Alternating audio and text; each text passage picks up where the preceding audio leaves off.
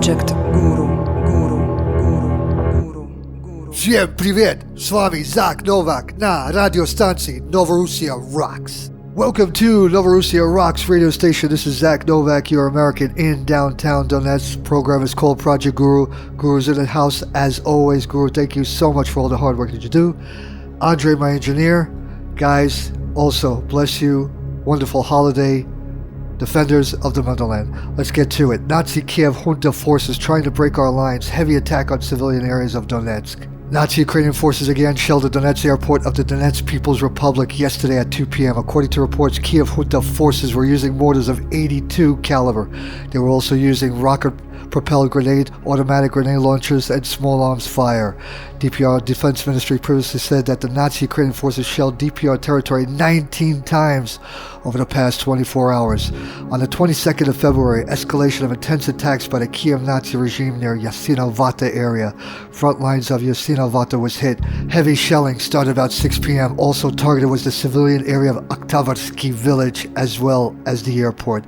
Then about 8:30 p.m. intensive battle started close to the road traffic checkpoint of Yasynovata area. Both small arms and artillery were used as well as tank fire. The attack was so intense it looked as if the Nazi regime Kiev were going to break through our lines.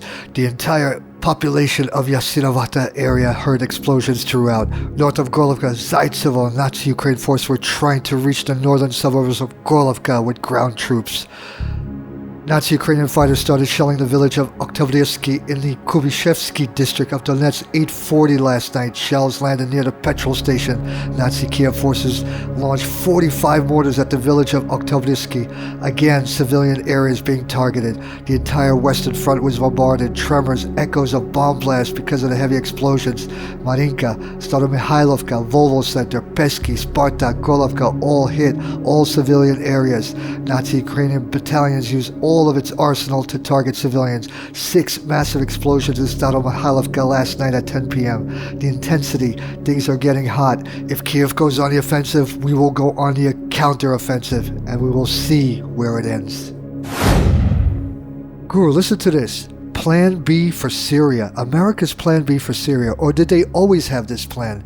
Speaking to the Senate Foreign Relations Committee today, Secretary of State John Kerry suggested the latest push for a ceasefire in Syria could amount to a last chance for one, and suggested that the U.S. would see a partition of the country as Plan B.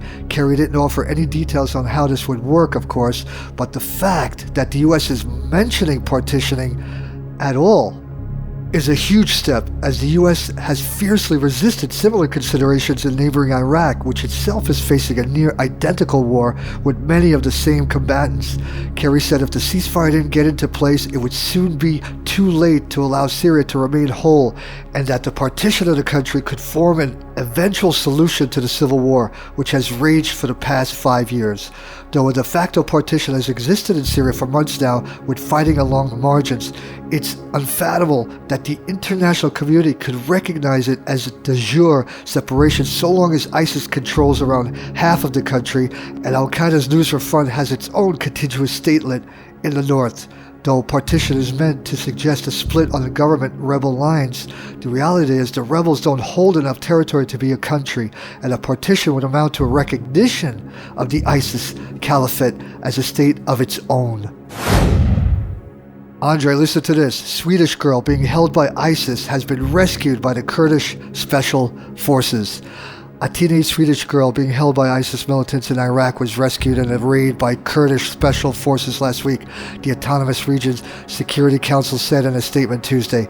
The 16-year-old traveled from Sweden to Syria last year and then crossed the border into Iraq, where she was rescued near the ISIS-held city of Mosul on February 17 by forces from the Kurdish Counterterrorism Department, the statement added. The Kurdish Security Council identified the rescued teenager as coming from the town of Boras and said she had been misled into making the journey to Syria by an ISIS member in Sweden. The Kurdistan Region Security Council was called upon by Swedish authorities and members of her family to assist in locating and rescuing her from ISIS, the statement read. The teenager is currently in Kurdistan Region and will be handed over to the Swedish authorities so she can return home once necessary arrangements are put in place.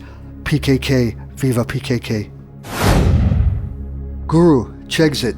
The Czech Republic wants out of the EU. Czech Republic may choose to follow Britain out of the European Union, the country's prime minister said, amid growing fears in Brussels of a contagion. Bohuslav Sobotka said that a Czechzit may take place. The Czech Republic only joined the EU in 2004 and has been the beneficiary of billions in development funds, but has some of the most hostile public opinion. A Brussels decision to force the country to take in a quota of migrants caused a fury. 3/5 of Czechs said they were unhappy with EU membership. 62% said they would vote against it in a referendum. If Britain leaves the EU, we can expect debates about leaving the EU in a few years too, said Mr. Sobotka, who led Eastern European states in opposition to David Cameron's plans to curb benefits. The impact may be really huge, he said, adding that the Czechzit could trigger an economic and security downturn.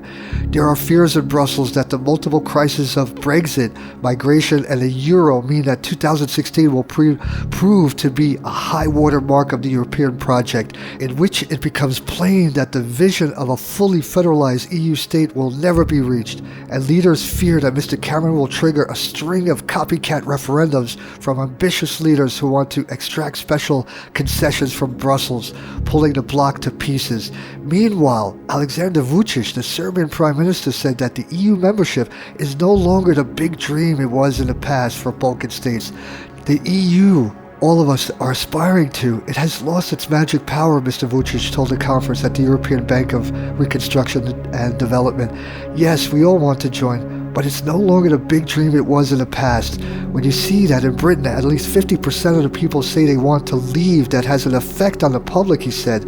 7 states are in the queue to join the EU under the new wave of enlargement that will not take place before 2019. Serbia, Montenegro, Kosovo, Bosnia-Herzegovina, Albania, Turkey, and Macedonia. Membership could take years for some, as they are gripped by corruption, cronyism, and sky-high unemployment, according to the EU's own assessment reports. Guru, really quick, listen to this. Obama tells puppet regime minister Abe not to go to Russia. Listen to this. U.S. President Barack Obama, during a telephone conversation, asked the puppet regime Prime Minister of Japan, Shinzo Abe, not to go to Russia, although the visit was planned for the beginning of May this year. The conversation took place on February 9th. Now is not the time, RBK quotes the U.S. President. However, the opinion of the Japanese Prime Minister did not coincide with the point of view of Obama, and the conversation ended with no result. Guru, Andre, listen to this. Friendly phone conversations between Erdogan's Nazi regime and ISIS. One of Turkey's largest newspapers is reporting what the world already knows. Turkey is allowing ISIS and other terrorist groups to move freely across the Turkish-Syrian border. Friendly phone conversations between Turkish border officers and ISIS fighters is the latest smoking gun. Documents prepared by the prosecutor's office contain a large number of transcripts of friendly telephone communications between military officers and Mustafa Demir, the ISIS member in charge of Turkey-Syria border. The prosecutor's documents reportedly say Turkish military officers also met with Demir on the border. The ISIS leader is indicated in the documents as the person behind the transportation of bombs from Syria to Turkey. Were these bombs involved in any of these terrorist attacks that have targeted Turkey over the last 6 months? That is a big question. Very possibly. Remember when Erdogan was caught plotting false flags attacks to justify a Turkish invasion of Syria. Turkish Prime Minister Erdogan ban of YouTube occurred after a conversation was leaked between the head of Turkish intelligence Hakan Fidan and Turkish Foreign Minister Ahmet Davutoglu that he wanted removed from the video sharing website. The leak call details Erdogan's thoughts that an attack on Syria must be seen as an opportunity for us, Turkey. In a conversation, intelligence chief Fidan says that he will send 4 men from Syria to attack Turkey to make up a cause of war. Black flag. Deputy Chief of Staff Lieutenant General Yasar Guler replies that Fidan's projected actions are a direct cause of war. What you're going to do is a direct cause of war, he said. Back in November, a video emerged showing Turkish border officers hanging out with ISIS on the Syrian-Turkish border.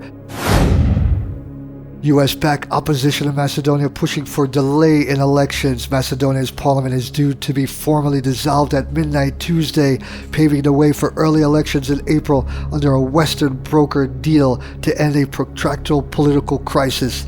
But opposition parties backed by the European Union and the United States want the move delayed, saying the necessary conditions to hold elections properly on April 24th are not yet in place. A group of lawmakers has petitioned top parliament officials Trajko Veljanovski to postpone the dissolution of parliament, thus allowing a later date for the national elections. The ruling conservative VMRO party insists on observing the initially agreed timetable. It says Western diplomats are biased in supporting the opposition demand. It was not clear late Wednesday whether the lawmakers' petition would be accepted. Guru, your hero, everybody's hero, Maria Zakharova. Look what she says. CIA was informed of Serbian hostages in area, yet still targeted and killed. Russian Foreign Minister Maria Zakharova questioned how the U.S. can promise Serbia security once they have joined NATO if Washington can't avoid doing things such as striking targets that have been red flagged ahead of time, in this case by Serbia concerning its diplomats. What security? What guarantees? What are you, U.S. talking about, she said. She asked rhetorically, calling the situation a special form of humiliation. This is an imposition of the Stockholm Syndrome on Serbia when they force their victims to love them and admit publicly that they want to be with them, the spokesperson said. This is a special kind of perversion. On Sunday, speaking on Rossiya 1 TV channel, Russian Foreign Ministry spokesperson Maria Zakharova said Washington keeps accusing Russia of bombing civilian targets, providing no evidence whatsoever, and at the same time behaves as if nothing has happened when their own strikes result in confirmed civilian deaths. Zakharova noted that just a few days after the disinformation campaign, which accused Russia of striking an MSF-supported medical facility in Idlib province of Syria, a U.S. anti-terrorist air raid conducted in Libya without any authorization killed 2 Serbian embassy staff. The U.S. government should have known that the 2 Serbian hostages were being held by ISIS affiliates in Libya, Zakharova said. As the Serbian government had shared their information, they shared it with U.S. intelligence agencies prior to the strikes. The most tragic is that this information was given to the FBI and CIA.